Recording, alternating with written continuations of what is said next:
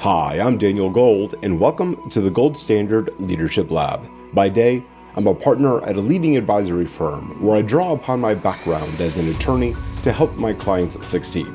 This podcast, though, is my personal project, completely separate and apart from my day job, but reflects the same passion that I exhibit everywhere for teaching, mentoring, and helping others succeed through simple, impactful lessons.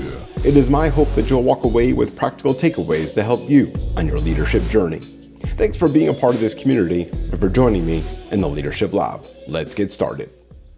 I sit in rooms with partners who built entire careers on knowing exactly how many hours something takes. If you ask them about an investigation, a complex matter that requires judgment at scale, they can tell you the phases, the timeline, the staffing model, right down to the very hour. And that knowledge, that skill, that expertise, that is their credential. It's what justifies their rates. It's what gets them the room in the first place. But what happens when you take that away?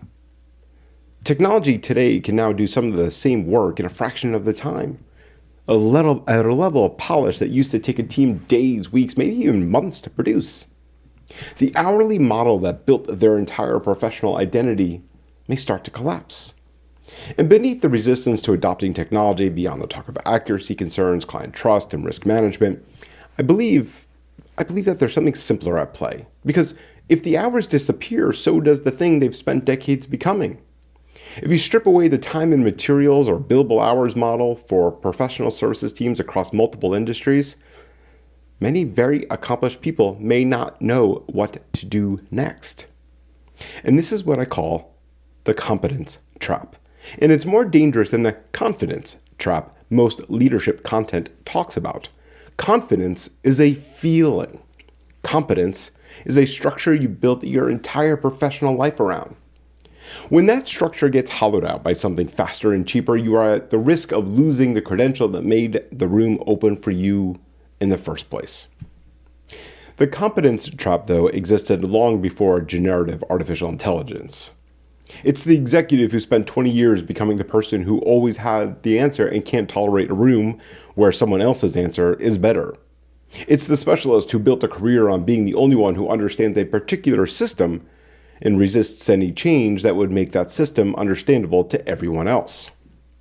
Competence, taken far enough, stops being a skill and has the very unique potential of actually becoming a hiding place. What something like Gen AI technology does is compress the timeline. It used to take a market shift about 10 years to expose how brittle a single skill identity really was. Now it takes less than 12 months. The professional services workers who feel the ground move under them are behaving irrationally. They're behaving exactly like anyone would when the thing that made them valuable starts to look optional.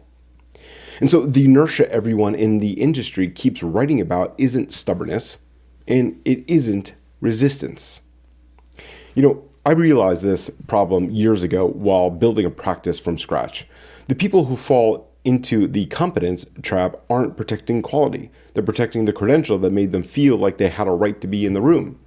And the moment you're doing that, you've already lost the thing that made you actually valuable. In high-stakes contexts where validity matters and where right calls and wrong calls have real consequences, I have watched judgment get outsourced to systems, to processes, to whoever had the title that gave them authority to decide. And the results were predictable. People stopped thinking, executing, deferring instead.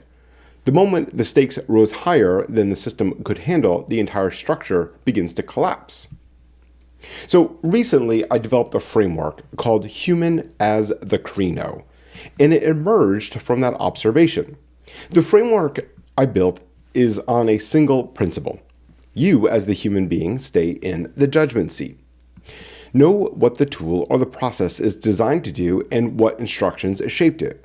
Review the output as material requiring your independent judgment before it becomes a work product. Interrogate the methodology, challenge the results, run iterations, test alternative framings, and normalize the output against what you actually know about the facts, the circumstances, the stakes. Own that determination, own the work product, own the accountability. The acronym comes from the Greek word krino, which means to judge, to discern, to separate the valid from the invalid, because that's what judgment really is. It's the act of discernment, and discernment is the credential that never becomes optional. So I developed Krino because Krino doesn't care what tool is underneath. It works when you're evaluating output from generative AI systems, when you're overseeing work delegated to a team, like we talked about in episode 69, and when you're making decisions in domains that haven't changed yet but will. The framework is technology agnostic because it's not about the technology. Human as the Krino framework is about staying in control of judgment itself. The reason why Human as the Krino framework resonates with people across every vertical is simple. They recognize themselves. They recognize the moment when they realized they'd built a credential around knowing how to do one specific thing in one specific way. And they recognize the terror of watching that become optional. Krino gives them a name for the thing that actually can't be automated, outsourced, or compressed by technology. It's the act of judgment itself. It's the discipline of staying curious, flexible, and rigorously in charge of what you decide. And this is empowerment, period, hard stop. It's not confidence. It's not technical mastery. Empowerment is the refusal to surrender judgment regardless of what changes around you. I believe that through my professional career arc, I have built value through something that is more portable than hourly expertise, let's say. And that is a thought leadership tentpole made up of speaking, writing, podcasting, and framing problems for people who are too close to see them clearly. That work has followed me into every industry I've entered because the underlying skill was never the subject matter. It was the ability to make complexity legible and hold the judgment seat about what mattered most. I've also trained for a marathon with that very strict rule in place. I refuse to let myself cross the finish line without already knowing what came after it. Not because the arrival is bad, but because I've watched what happens to people who fight with everything that they have to reach a single goal, only to discover there is nothing on the other side. A person I knew once fought hard to get a company to a sale and walked away with real money, and then had no idea what to do with himself next. The goal had been the entire identity, and when it ended, he didn't know what to do next. And that's the lesson underneath the competence trap. It's not enough to be excellent at one thing. You have to build the muscle of becoming something else before you're forced to.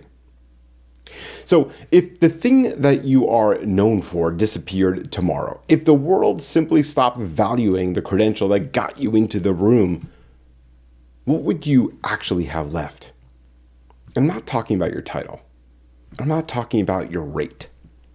What judgment, what discernment, what way of seeing problems would still make you worth having you in the room? Because if the answer takes you a while to find, that's not a failure. That's the trap making itself visible and worth acting on today. The work now is building the answer before the market asks the question for you. The Human as the Krino framework gives you the methodology. Stay curious, keep interrogating, normalize against what you know, own what you decide. The credential that survives every market shift is the one grounded in your refusal to outsource judgment itself. When information is abundant, real knowledge, real skills, and real expertise, they will in fact be the biggest differentiators. And I look at the long arc of a career through a very singular lens. What actually survives when you walk out of the room for the very last time?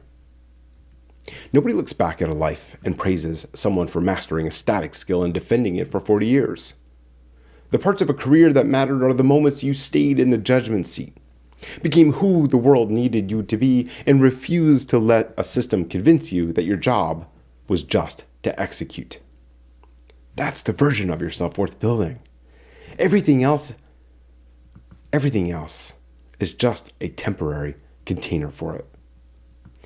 And remember, leadership isn't about perfection. It is about progress.